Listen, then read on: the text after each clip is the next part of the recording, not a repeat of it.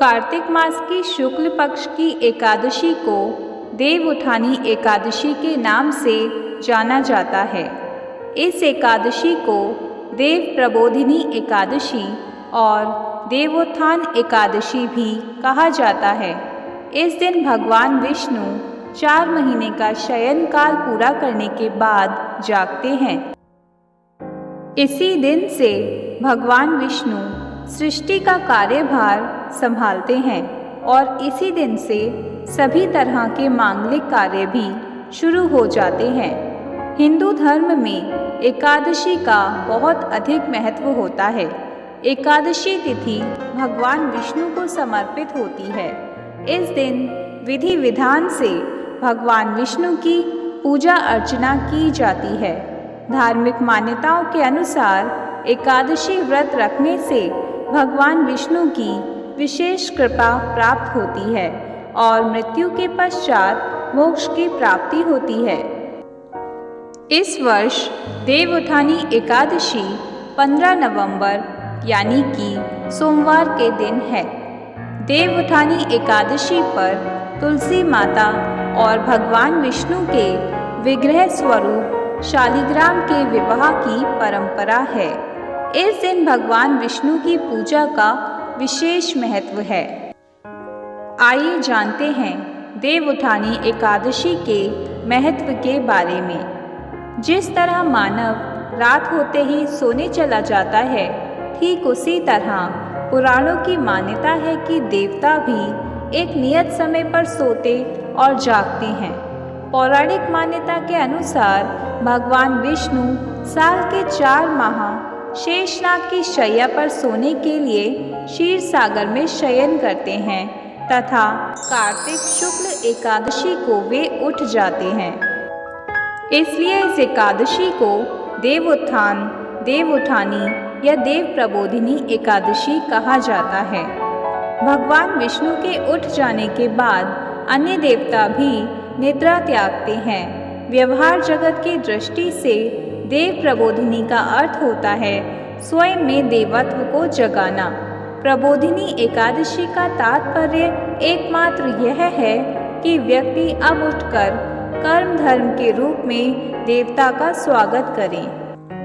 भगवान के साथ अपने मन के देवत्व अर्थात मन को जगा दें। हम हमारे जीवन को जगा दें। मूलतः देवता कभी सोते नहीं, किंतु हम सोए रहते हैं।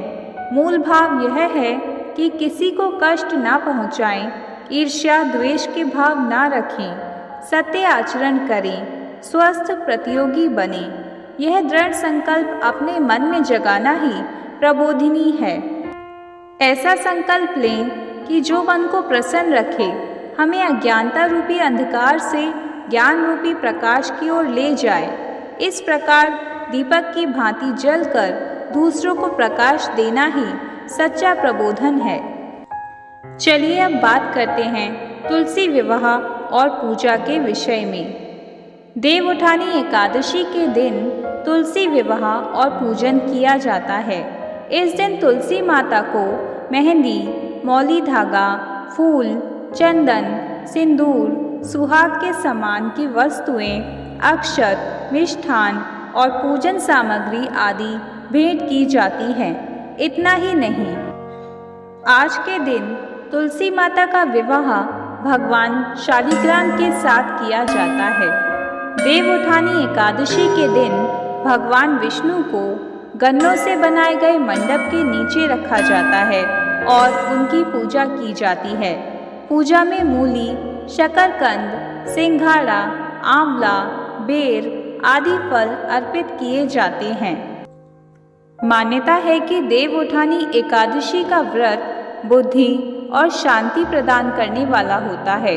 इसके साथ ही यह संततिदायक माना जाता है।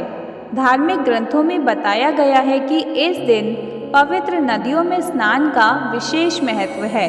साथ ही भगवान विष्णु का पूजन भी किया जाता है।